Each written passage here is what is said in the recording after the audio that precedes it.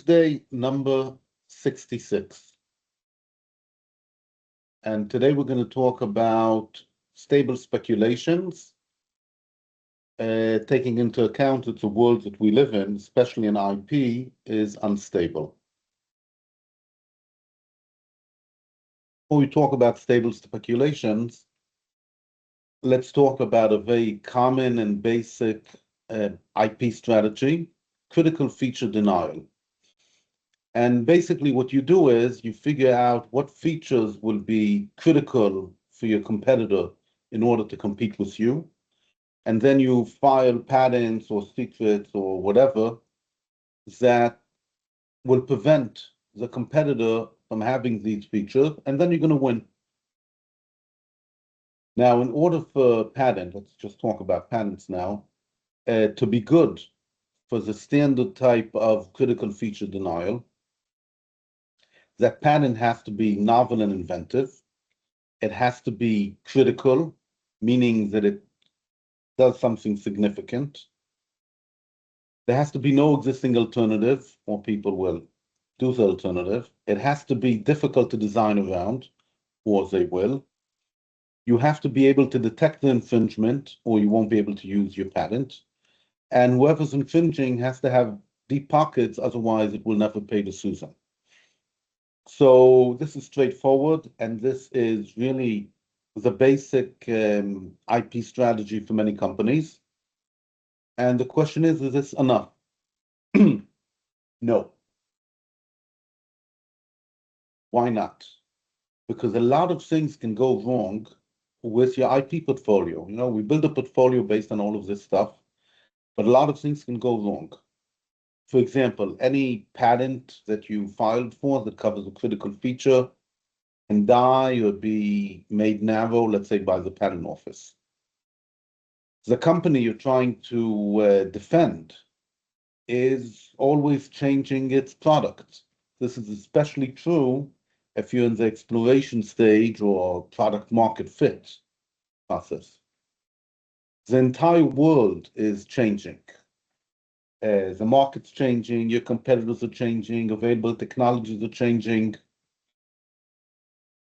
Your competitors might be inspired by you and not copy you. So if you define your critical features according to what you're doing, it might not be very valuable. If I have to summarize all of this together, I would use the word uncertainty. Now, I want to remind that uncertainty is not the same as risk. If I flip a coin and heads I win and tails I lose, there's a 50% chance of winning. That's a risk. I can calculate it. But if I throw the coin into the ocean and now have to find it, I don't know how likely I am to find it. There's a lot of uncertainty involved. Can't be quantified. And together with uncertainty, IP is about other people and IP is about the future. The other people might not exist, or you might not know what they're doing. And the future, well, we know that we don't know what's going to happen in the future. The problems. So here's some ways that you can do to deal with uncertainty, and one of them is stable speculations, which I'm going to present in a minute. So one thing you can do is you can make sure that the IP portfolio is positioned in a way that it's flexible. And one of the things we often do is we file applications with lots of details, and we file continuation after continuation in order to cover things as the world changes. Another thing you can do is you can guess what the future might look like, plurality. But then what do you do? You can also do activities which actively reduce the amount of uncertainty. And that's definitely part of the solution you should be doing. You can align when you need to make decisions with certainty. And a great example of that is a PCT process. You have, from the priority date, 2.5 years before you have to decide what countries you want to file in. And the countries you want to file in cost a lot of money, and you have 2.5 years to figure out if any particular patent is worth that. So that's a great example of timing your decision until you have more certainty. Another solution is to build a very robust IP portfolio. Guess what? That's expensive. And you can also say, well, I'm going to continuously update my portfolio. But that's not easy either. And what you filed before will be used against you in the future. So there's some ways of dealing with uncertainty. Some of them are good, not so easy to do. What's the problem with the future? I mean, the answer we need is what technology, that's a word I can use, will the future need, and when will it need it? And I'm showing you the picture of the voroscope, which is just one way of trying to describe what could happen in the future. You can see from the number of colors and words and sizes of cone that there's a whole field out there of future studies and predicting the future. And IP is even more complicated because in IP, we're trying to define negative rights that we're going to obtain in view of the prior art. But maybe IP is not more complicated. Maybe IP is just different and it has some particular advantages when we're trying to think about the future. One advantage is that in IP, I don't need to guess what a solution will look like. I don't need to know it. I just need to know what I need to do to block that solution. So if I have half a solution or a quarter of a solution, I can't sell anything, but I can probably get IP, which will block. And the classic example is a horse and a nail. A competitor needs to sell an entire horse. But in order to block them, all I need to do is prevent them from using nails. If I guess correctly, all types of animals that have hooves could be covered by this nail patent. Two other features which are special about IP. IP is in the real world. The real world has a lot of inertia. So things can't change that much. And when they can change, we can assume that the world is going to continue working. Okay, so even if you have a black swan event of some type, COVID, if the world is not working anymore, so IP doesn't matter. IP requires working courts, working economic systems, companies, and attorneys who do work on patents. And another thing that's different about IP, which makes it more difficult, is that we want to cover items that are difficult to design around. And the timing of our IP is also trickier than in regular future prediction. But overall, I think predicting the future for IP is something which is easier to do than generalized, let's predict the future.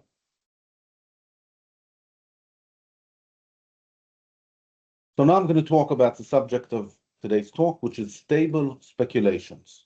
And first I have a quote from Jeff Bezos. And he said, I build my business strategy around the things that are stable in time. Now, it's not exactly what I'm proposing, but I'm definitely leaning on that. So let's look at it this way. A valuable patent covers a critical feature that is shared over as many potential futures as possible and over the relevant time windows. And I call this critical feature a stability, meaning this feature is a kind of thing which is not just in a single critical feature denial, but in multiple futures.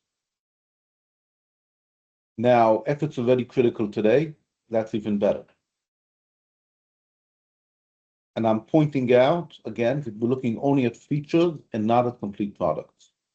So if I have to summarize what we're looking for those items which are most likely to interfere, not the ones that are most likely to succeed. So let's say I found these features. How does that help me deal with this big problem of uncertainty?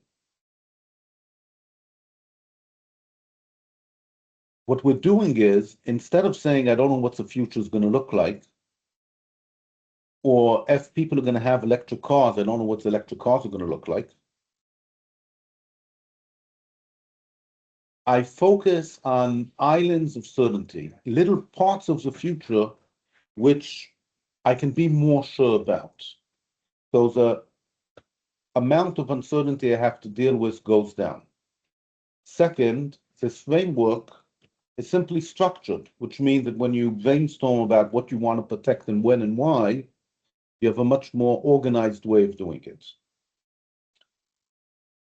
Another item is the fact that we focus on outcomes, not on happenings.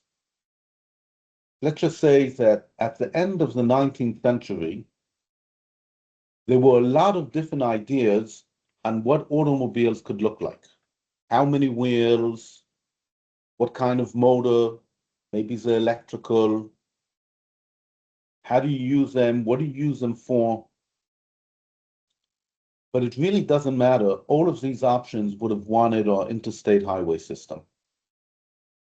So you have multiple different futures that could happen, but the outcome is always the same. And that's stable. And that's where we focus our IP. Black swans, I mentioned before. If there's a real black swan, IP might be the least of the problems.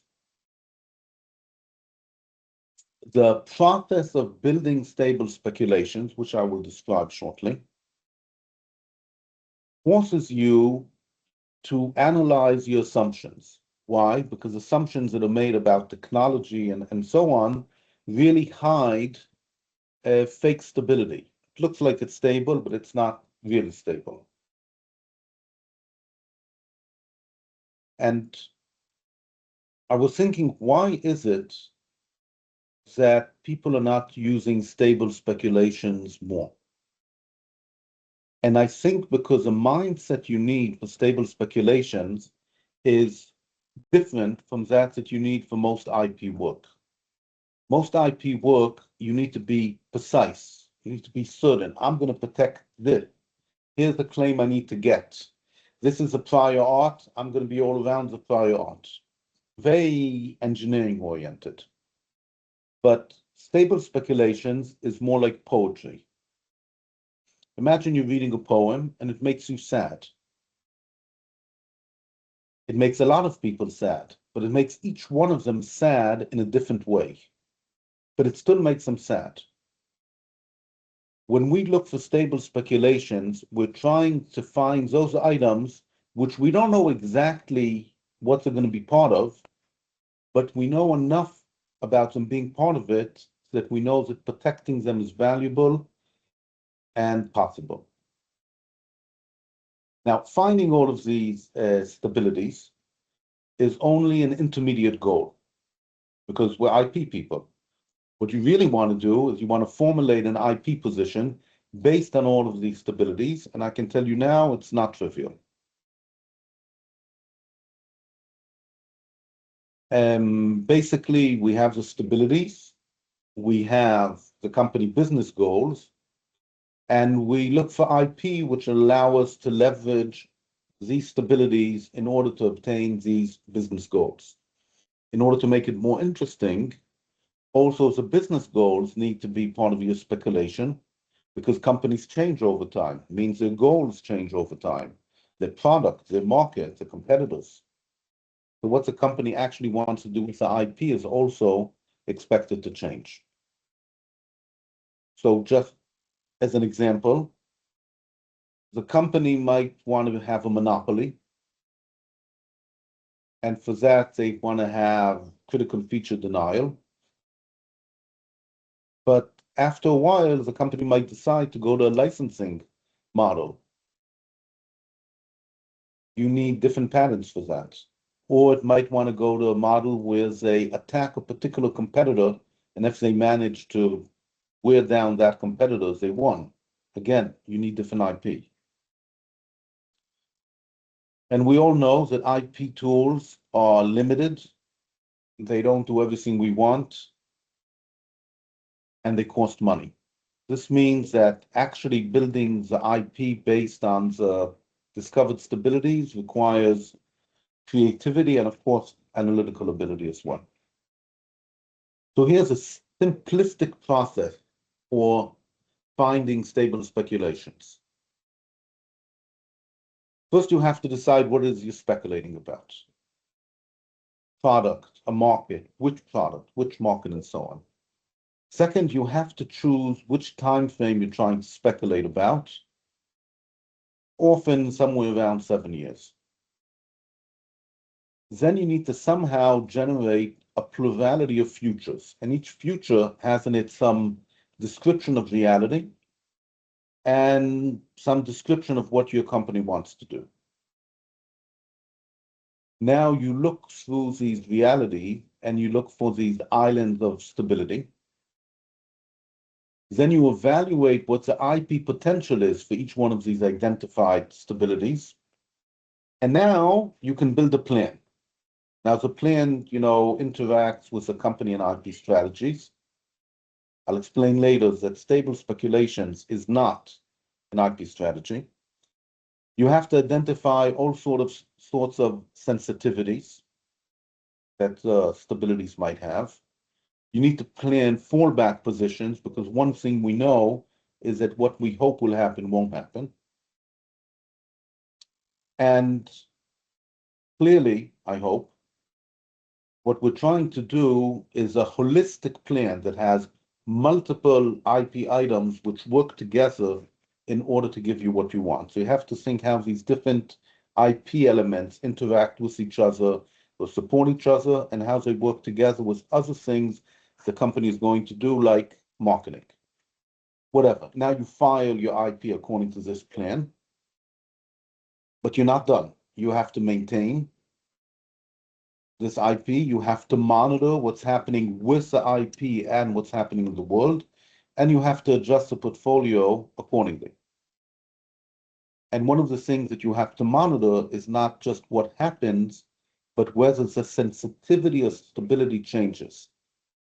To give you an example, we'll go back to electric cars.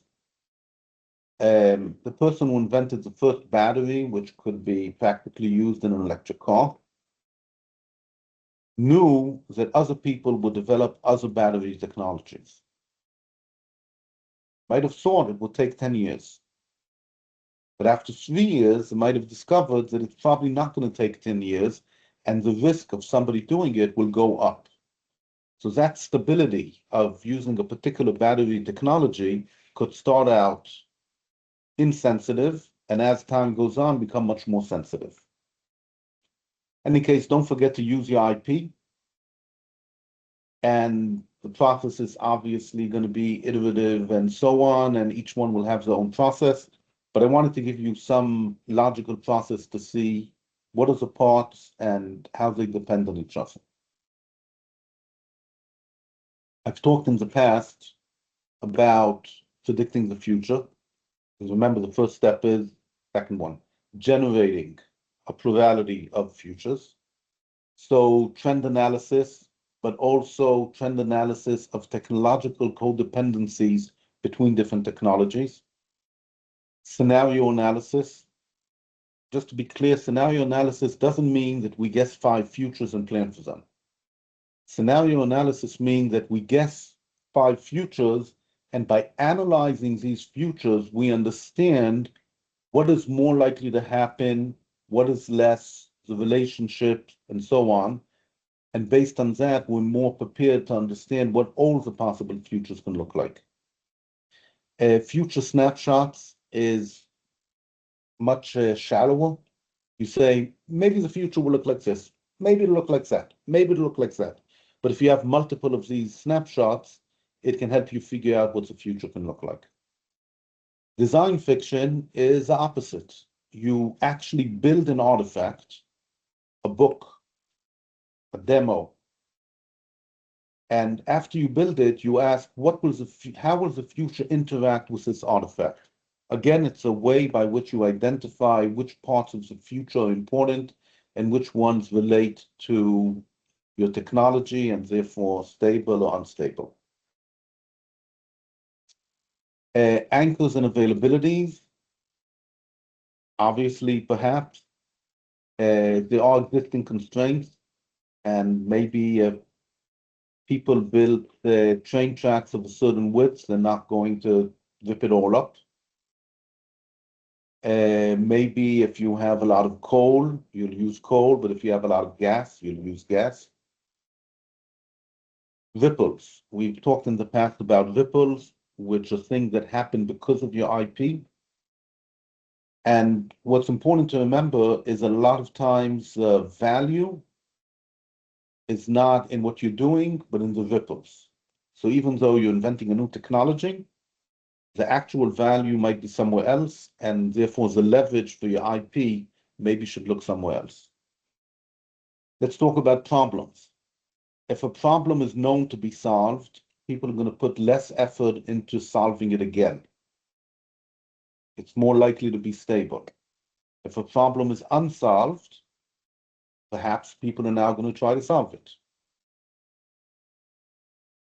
And if you generate an opportunity or sense an opportunity which might arrive, you're probably not the only one, and you should expect that to attract innovation. And in general, the more innovation, the more instability, and the wider the range of possible futures. So what types of instability should we be planning for when we look for stable speculations? I'm not going to go over the entire list, but think about changes in the market. Think about new technologies which bypass what you did.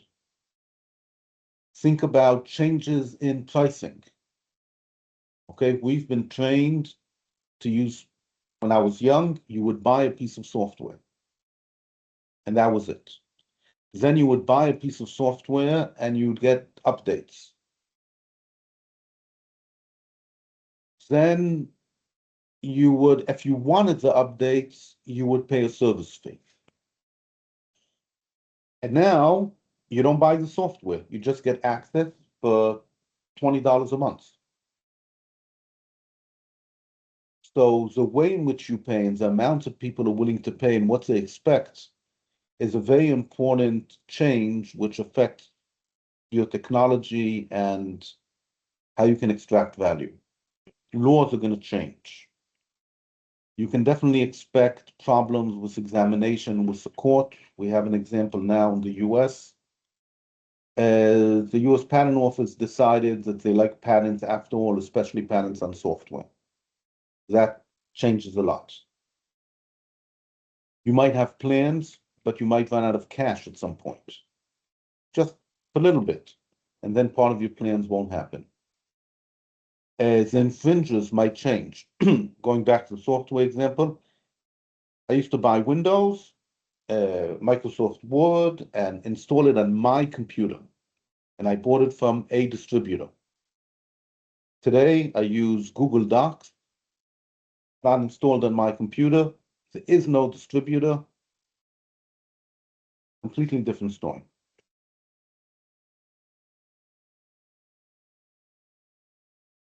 I mentioned before that stable speculations is somewhere in the middle between a plan and a strategy. Why is it not a plan? Because we admit multiple futures. On the other hand, at most, it's only part of the IP plan, because not all of your patents that you're going to file or secrets that you're going to keep are there because you want to cover stable speculations. However, like an IP plan, you can actually budget the part that I'm talking about. It's definitely not a strategy because strategies are used to guide decisions. And here we're not leaving you any decisions that need to be guided. It definitely does not support all company goals. What is it? Say again, it's a type of formalism which helps organize the work and unleash your creativity so you can think about what it is that we want to cover. It's also a way of looking at the IP potentiality of a situation. Okay, we're today, the IP potentiality has to do with the future, helps us understand what the future could look like. We've spoken in the past about IP design, where you plan what IP you need and or what IP a competitor needs in order to do something. The process of generating the speculations and finding the stabilities can be used to help decide an IP design. Obviously, stable speculation can be used when you have an IP strategy other than critical feature denial. And it's not always useful. If all of your competition is copying you one-to-one, you can be less speculative about the future. And maybe other methods would be more effective.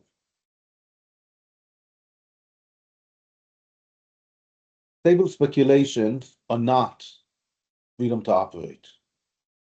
Freedom to operate is a tool that you use for risk management and mitigation. But this problem with doing freedom to operate is deciding on what to focus. This is also a problem for risk analysis in general. And it's really difficult to do a freedom to operate analysis before you do a design phase. But all of these stabilities that we talk about indicate features that are probably important and likely to exist in the future. So if you're interested in understanding your risk or deciding what to do FTO on, this can inform you. Now, it's not the same when you ask, do I have freedom to operate and can I block other people? But it does aim the spotlight in a certain direction. Some of you might have seen me talking about stable speculations and thought to yourself, oh, sounds like white space analysis. White space analysis is when you look through the art and you map it out and you find big holes where nobody's doing anything, and you say, that's where I'm going. But it's really very different because white space analysis is supposed to help you find where you have freedom to operate. It doesn't tell you why nobody's filing patents in. It also relates specifically to products, because if I want to do something, I want to do it. While when you do stabilities, which again are a type of figuring out what's going to be in the future, you're actually looking at something which is much closer to patterns. We're looking at components and we're saying this component is important for me in some futures. And now we can ask, does the prior art cover this component? So perhaps we might say that white space analysis and stable speculations can be used together.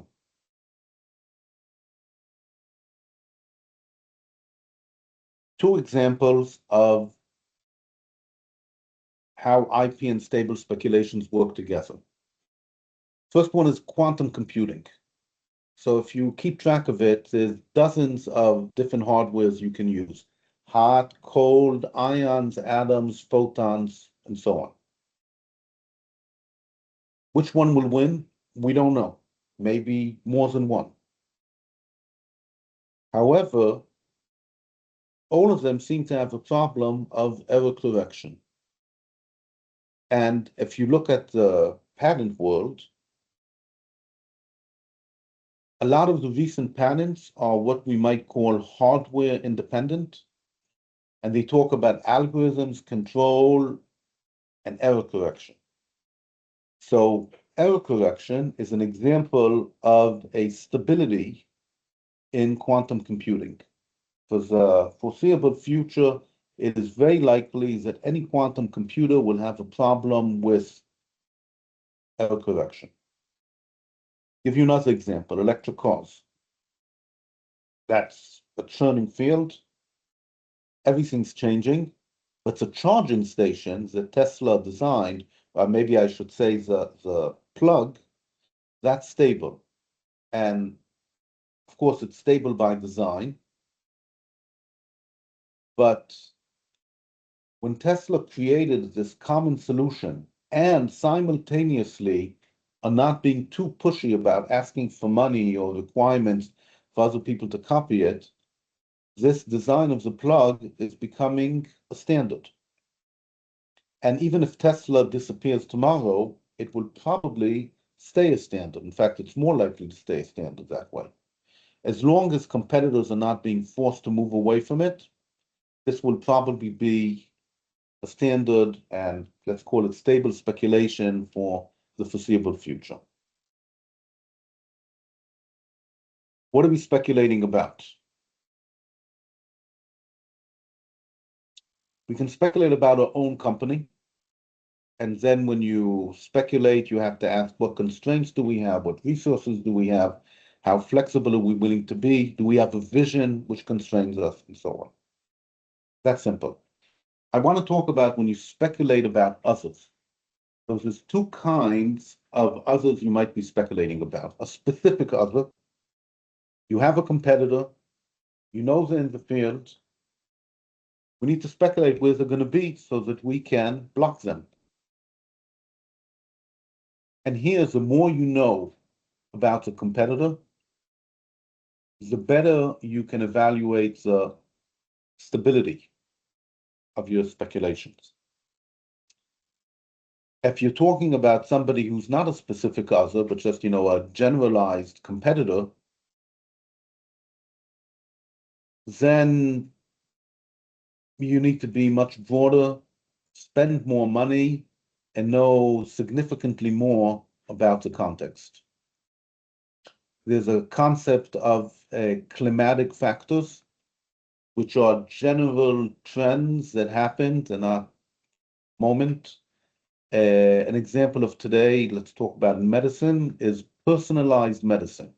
Whatever it is you talk about, we can pretty reliably guess that tomorrow or next year, the solution will want to be more personalized. At the same time, it's going to want to be simpler for the doctor.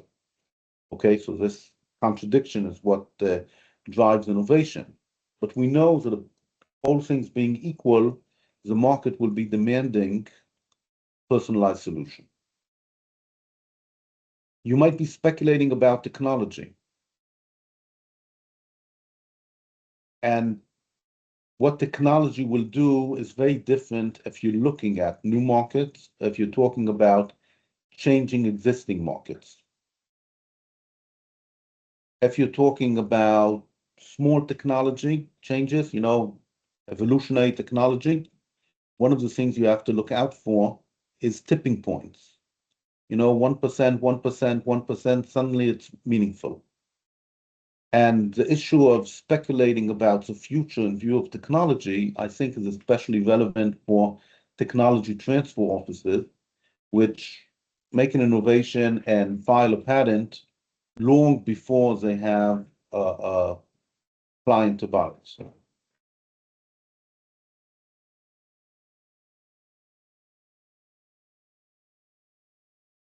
it might seem like I'm talking very generally, but one of the reasons I'm doing that is because each technological field in each market is different. The type of speculations you should make are different, and the stability of what you find is also going to be different. Let's take a few examples. Medicine, things change very slowly. There's a lot of friction. AI, no, things change very quickly. The distribution of possible futures is different. The risk of a black swan, let's call it, destabilizing uncertainty, is also different in different fields. Sometimes existing infrastructure, okay? We have roads, it's not going to change, okay? Not quickly, at least. So medicine and automotive are very conservative. Social media, just look at TikTok. Wasn't, suddenly it's here, eats up the market. The customers, they didn't feel that any existing infrastructure was delaying the use of TikTok. How much investment is there in the field? If there's a lot of investment, money, people, expectations, like Moore's law, doubling every 18 months, you can expect different type of stability than if we look at woodworking. Different fields also have a natural rate of innovation, and maybe we can compare psychology to toilets to recycling. Each one of them has a different natural rate of innovations coming out. I would say partly because the investment levels are stable in all three of them. If you have incremental innovations, I said before that you can have a tipping point, but often what you have is nothing revolutionary. All you have is something converging. So if you look at automobiles today and automobiles 50 years ago, it's very different. We have computers, we have displays, they're much more reliable, they're much safer, they're much cleaner, but it's still automobiles, more or less the same. Same thing, buildings. Okay, we talk about smart buildings, but if we look at our own apartments, they might have some systems which are new, but the basic building can be very, very similar. So we have incremental innovations, but they're not revolutionary in effect. You did everything I said. You generated a set of stable speculations. And now you're asking yourself, did I do a good job? So you have two options. Option number one, you can just jump, a few years into the future and see what happened. Option number two, and just to be clear, I do not have a good answer, is I'm suggesting a few heuristics which can help you figure out if what you're choosing is better or not better. So for example, if you choose a stability which can't take advantage of the flexibility in the company, it's probably not as good. If you choose a stability which can latch onto somebody, onto some other powerful motive force, which is doing change, okay? If I generate an add-on for a browser, maybe browsers are going to disappear soon. But for the past 30 years, if you made an add-on for a browser, that gives you a lot of stability. Sometimes you have feedback loops, which cause people to go back to whatever it is. Sometimes you have important problems, which attract, again, solutions of a certain type.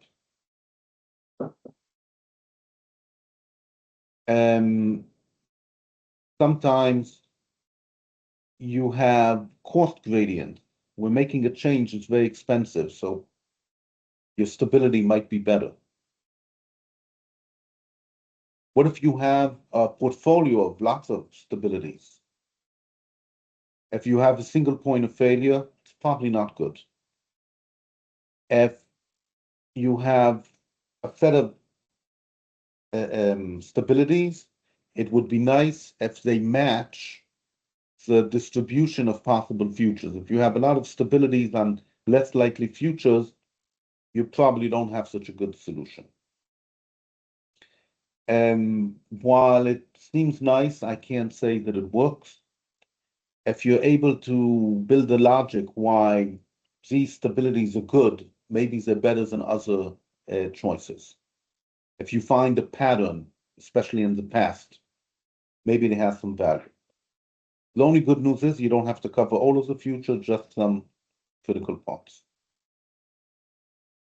So having said that, we'd like to know if they're any good, there are definitely mistakes which we can identify. Making assumptions which are wrong or unnecessary. I said they can hide fake stabilities. You ignore the climate of the market. You focus too much on the near term or on unlikely events. You confuse a high probability with coverage of all the possibility spaces. In other words, maybe there's 10 different things that can happen, and one of them has a 30% probability. That's good, but it's still only 30%, and you have another 70% you want to cover. Another mistake is that you assume your competitors are foolish or incompetent. The competitors are working really hard to design around whatever IP you have. And one of the ways they do that is by getting the same outcomes with different technology. You are an active player, which means you're planning to have an effect on the future. So whenever you talk about stabilities, you have to say stabilities after I screw up with the future. And last but not least is thinking that stable speculations is an IP strategy. It's not. You have to build an IP strategy. Who does all of this work? The answer is, as usual, together. We would like the inventor to be providing the possible futures and what would be critical in each one of them. But there are a few problems with that. First of all, the inventor has a vision. Second, the inventor has a focus on creating a working product, his way. And last, the inventor is focused on staying alive. In other words, whatever the inventor is thinking about, he has to be alive in a year and in 2 years and in 3 years in order to do it. Stable speculation jumps straight to the future, 7 years ahead, and in some sense ignores the requirements of staying alive, and that should be handled by other parts of your IP strategy. That means that the IP person, you and me, should be the one getting it out of the inventor, and maybe giving them a good talking to will work. And it's the same with getting competitor information, market trends, and so on. There are some people actually who work in doing exactly this, both haranguing the inventor and identifying the ripples, competitor information, trends, and so on. Once we found these stabilities, finding what IP to use to leverage at these stabilities, that's our job, the IP person. And of course, there's lots of other people that nobody asked them to do it, but they give us feedback in their own special ways, be it examiners or opponents, analysts that publish in the newspaper, and so on. What does your day-to-day look like if you're doing stable speculations? Well, if I'm drafting a new application, I have to ask, what are my expectations about stabilities? Which futures am I covering? Is this aligned, the futures that I'm trying to cover, with the IP strategy? Take a job that's not IP, product design. When designers build a product, that is the time to ask them, what do you think is going to change? Not stable. And what do you think is not going to change? Yes, stable. When you design your entire portfolio, obviously you have to ask, what are the stabilities? How many of them do I cover? How many of them do I want to cover? Budget. Yeah, it's all about money in that. When you're making a budget, you have to ask yourself how much of my budget is giving me what effect. And part of the way of doing that is saying, how many futures am I covering with this IP, which is costing me such and such? In some cases, the conclusion will be, we can't, in a cost-effective way, provide stable speculation. Definitely can happen. I hope it's clear that stable speculation is not something you do today and go home. Things change all the time. You have to continuously monitor and adapt it. One very common change is time window. Fifth generation cellular service was delayed, I don't know, by 10, 15 years. You can imagine what it did to all of the IP, the value of the IP. And part of what you want to do is proactively, or more generally, actively manage the future.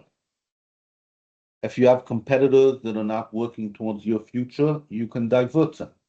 How? You give them a license to a patent. If you want to prevent a competitor from who's not going in the right place, you can block them. You can educate the market. So the probability space of what is the future going to look like is not just something that happens, it's something you actively manage. And a lot of the active management is not done by IP people, so you have to work together with them.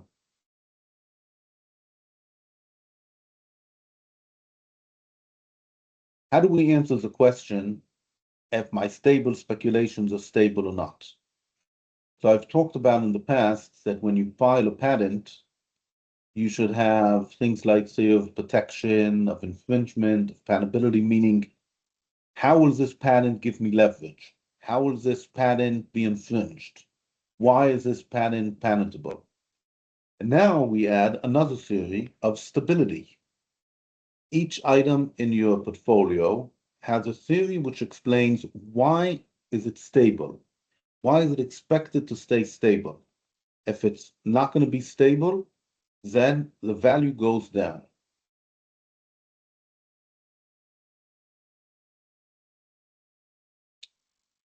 So when we're doing this monitoring, what might we be looking at?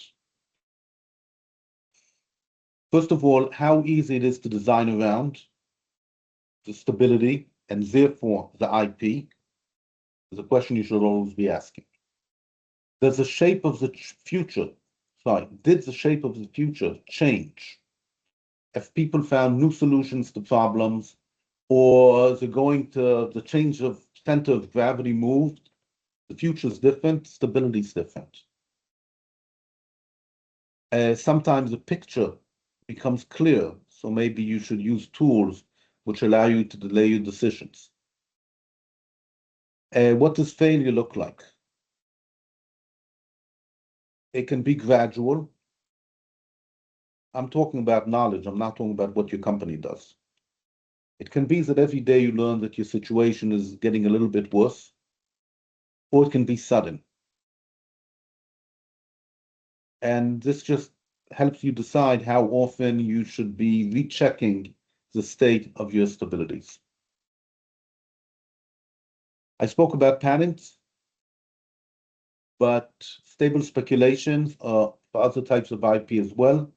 Think about branding and trademarks, spending a lot of money, designing a path to the future, hope it's in the right direction. Trade secret. If I have a trade secret on an unstable feature, it probably has less value. And in fact, maybe I shouldn't keep it a secret in order to prevent people from going where I don't want them to go. Designs. Designs are very stable and very rigid. It's what you drew, nothing else. Outside the dotted lines, of course. But product designs get changed all the time.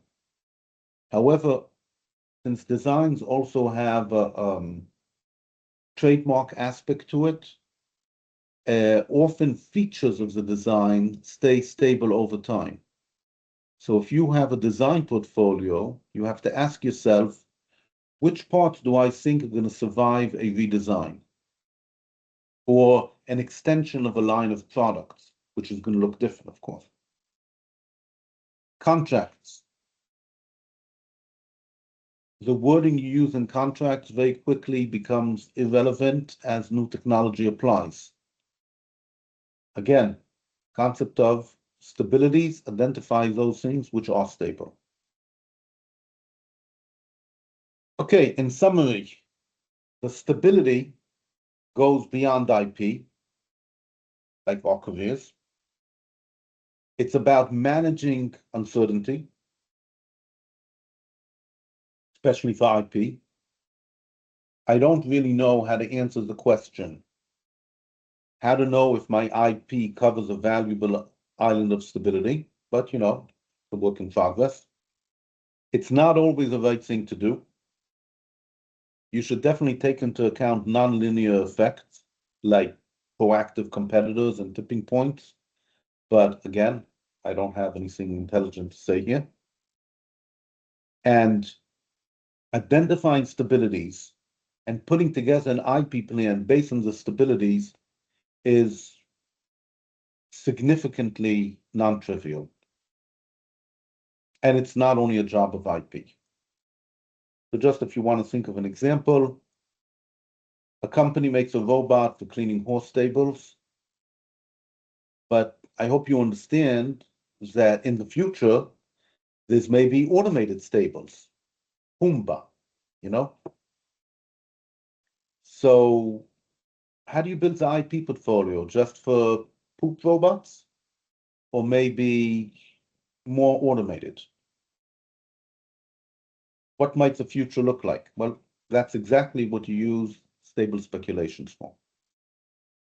I'm now stopping the recording.